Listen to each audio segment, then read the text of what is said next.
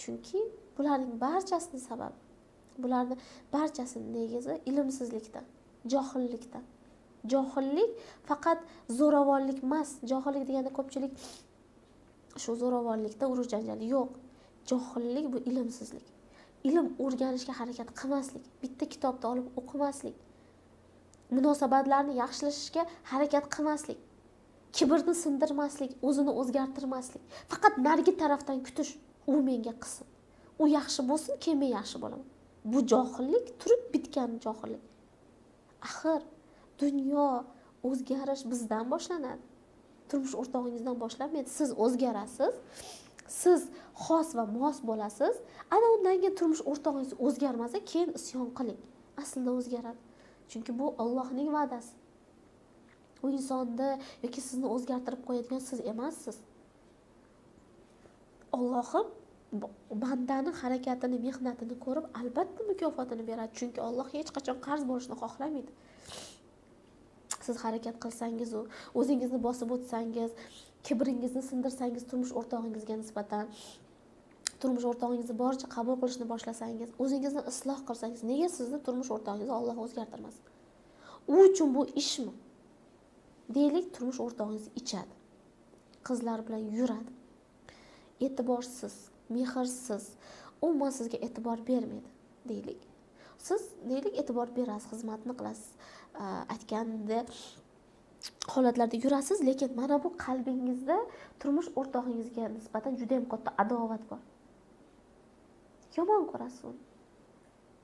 Aytishingiz mumkin, men uni hech kimga yomonlamayman, men gapirmayman deyishingiz mumkin. To'g'ri, gapirmasligingiz mumkin, kimgadir nolimasligingiz mumkin, lekin ichingizdachi, o'zingiz bilan o'zingiz Alloh bilan yakka qolganingizda turmush o'rtog'ingizga qanaqa ta'rif berasiz? Mana masalan, turmush o'rtog'ingiz shunaqa. Ichuvchi, yuruvchi, uruvchi. Qanaqa ta'rif berasiz ichingizda? Xuddi shu ta'riflarni berasiz. Meni erim ichuvchi, meni erim yuruvchi, meni erim kaltaklaydi, rasvo odam. Men yashayapman, chidayapman bolalarim uchun. Shu ekanda endi hayot. Hozir endi bundan ajrashib qaqa borardim men. Xor bo'lib ketaman. Majbur yashayman. Ichingizda o'zingiz bilan o'zingiz suhbatingizni tinglang. Qanaqa suhbat ketyapti?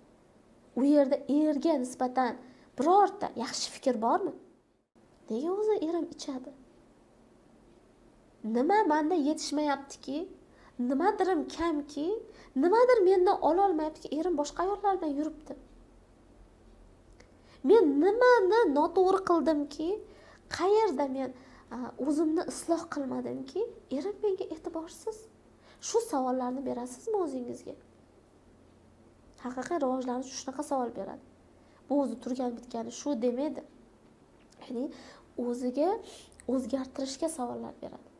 Ishoning, agar siz shu savollarni berishni boshlaganingizda sizga albatta javoblar ham kelishni boshlaydi. Ana shu javoblarni, ana shu sabablarni o'zgartirganingizdan keyin Alloh uchun, yana qaytaraman, Alloh uchun, Allohim mayli. Chunki juft tanlanayotganda, juftlik hosil bo'layotganda, umuman turmush hosil bo'layotganda bizga aloqasi yo'q bu narsa. Ya'ni Alloh sizni shu inson bilan birga qildimi, u adashmaydi. U menga loyiq emas yoki men unga loyiq emasman, u meni haqiqiy turmush o'rtog'im bo'lishi mumkin emas, men boshqachasiga munosibman deydigan fikrlar hammasi yolg'on fikrlar. Bu sizning kibringizning, shaytoningizning gaplari. Agar loyiq bo'lmaganingizda, bir-biringizga mos bo'lmaganingizda, xato kamchiliklaringiz bilan bir-biringizga to'g'ri bo'lmaganingizda siz birga bo'lmasdingiz. Siz muqaddas nikoh rishtalari bilan bog'lanmasdingiz. Siz birga yashamasdingiz, birga farzand ko'paytirmasdingiz. Alloh adashmaydi. Kimdirga juft qilib adashmagan. Shunchaki qaysi biringizdir tashqi tarafning oynasisiz, qaysi biringizdir ichki tarafingizni oynasisiz. Buni tan olish uchun esa biroz vaqt kerak, biroz o'qish kerak. Ilm olish kerak. Shunday ekan, agar siz harakat qilsangiz, Allohim, mayli, sen mana shu juftimni men uchun beribsan.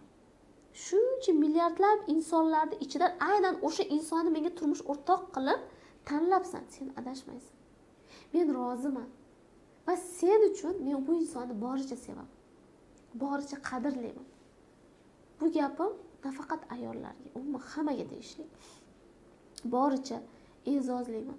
Men boricha qabul qildim, shartlarsiz, talablarsiz sevdim deysangiz, sen uchun desangiz, Alloh u insonni o'zgartirmaydimi? O'ylab ko'ring. Bir tafakkur qiling. 18 ming olamni yaratgan zot, qurt qumursqalarnigacha rizqini o'ylaydigan zot, daraxtlar va qushlar hammasini joy-joyiga qo'yib qo'ygan zot uchun oddiygina bir eringizni, oddiygina bir xotiningizni o'zgartirib qo'yish ishmi? Nega bo'lmayapti? Nega o'xshamayapti? Nega o'zgarmayapti? Sababi ishonmaymiz. Nima deymiz? Buni bo'lishi shu. Qabrgacha shunaqa ketadi. Bu hech qachon o'zgarmaydi. Mana sizning fikringiz. Mana sizni bergan unga xulosangiz. Mana shu xulosa bormi? O'zgarmaydi hech narsa. Demak, bugundan boshlab turmush o'rtog'ingizga nisbatan, juftingizga nisbatan xulosangizni o'zgartiring. O'zgaradi. Men ishonaman deb. Balki vaqt kerakdir bunga. Balki qanaqadir amallar kerakdir. Balki qanaqadir rivojlanish kerakdir. Lekin o'zgaradi. Men buni ishonch bilan ayta olaman, chunki men Allohga ishonaman. U istasa bo'l desa bo'ladi, hamma yo'q bo'ladi. Uni istattirish, uni ana shu bo'l deyishga olib kelish esa sizning qo'lingizda.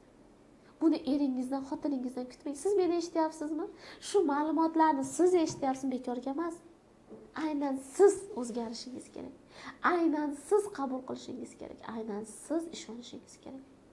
Qachonki o'sha juftingizni, o'sha xoh erkak bo'lsin, xoh ayol bo'lsin, juftingizni boricha qabul qilganingizda va uning o'zgarishiga ishonganingizda, unga bergan nomlaringizni o'zgartirganingizda, ishoning, sekin-astalik bilan u ham o'zgarishni boshlaydi. Chunki bizning praktikamizda, bizning shogirdlarimizning natijalari juda ham ko'p.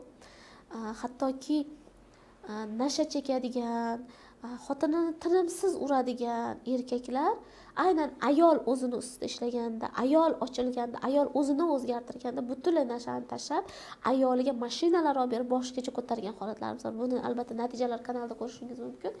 Bundan tashqari o'sha yillar davomida doimiy ichkilikka ruju qo'ygan yoki xiyonat ko'chalariga kirgan erkaklar ham ayolga nisbatan o'zgargan. Endi men ayollar bilan ishlaganim uchun ayollar o'zgaradi, keyin erkaklar o'zgaradi. Nega? O'sha boshdagi fikrim, erkak va ayol fenomeni haqida gapirmoqchiman. Erkak qanaqa bo'ladi?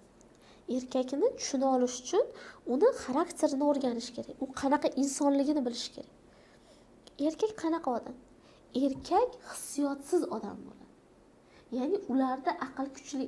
Ular mantiqan fikrlaydi. 4 so'm berding, 4 so'm olding. Bo'ldi, tamom.